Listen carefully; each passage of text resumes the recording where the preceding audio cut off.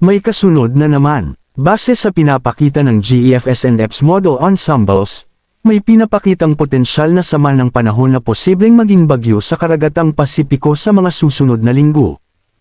Huwag magpanik dahil malayo pa ang forecast. Malabo pa ang track at lakas ng nasabing potensyal na sama ng panahon. As of November 1, nasa 12 na bagyo pa lang ang nabuo o pumasok sa loob ng Philippine Area of Responsibility, PAR, ngayong 2024. Mas kaunti pa ito sa karaniwang bilang ng bagyo. 4 na bagyo ang dineklarang naglandfall sa Pilipinas, Aghoof na may international name na Junior, Entingaf na may international name na Yagi, Ginnerf na may international name na Solik at Kristinef na may international name na Tromi. Samantala ito ang lagay ng panahon ngayon araw. Mainit at maaliwalas na panahon ang maranasan sa malaking bahagi ng bansa sa mga susunod na araw. Ito ay dahil sa pag-iral ng northeasterly wind flow na hudyat ng pagpasok ng hanging amihan sa bansa. Subalit, asahan pa rin ang mga pag-ulan dala ng localized thunderstorms tuwing hapon o gabi dahil sa easterlies at ng Intertropical Convergence Zone o ITCZ. Huwag kalimutang magdala ng payong o kapote. Visayas Thunderstorm Advisory No. 7. Issued at 2:52 p.m., Saturday, November 2, 2024.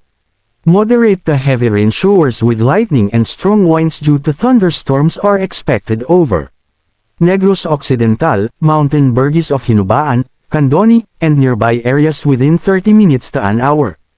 The above conditions are being experienced in Aklan, Madalag, Antique, Mountain Burgess of Kulasi, Mountain Burgess of Tibiao, Mountain Burgess of Barbaza, Capiz, Dumalag, Iloilo, portion of Pasig City, Haniway, Negros Occidental, Salvador Benedicto, Mountain Burgess of Calatrava, Mountain Burgess of Kabangkalan City, Mountain Burgess of Ilo, which may persist within 1 to 2 hours and may affect nearby areas. NCR Thunderstorm Advisory No. 3. Issued at 2:39 p.m., November 2, 2024, Saturday. Moderate to heavy rain showers with lightning and strong winds are expected over Batangas within the next 2 hours. The above conditions are being experienced in Cavite, Naik, Trece Martires, General Trias, Tanza, Bulacan, Doña Remedios Trinidad, and Quezon, Tagkawayan, which may persist within 2 hours and may affect nearby areas.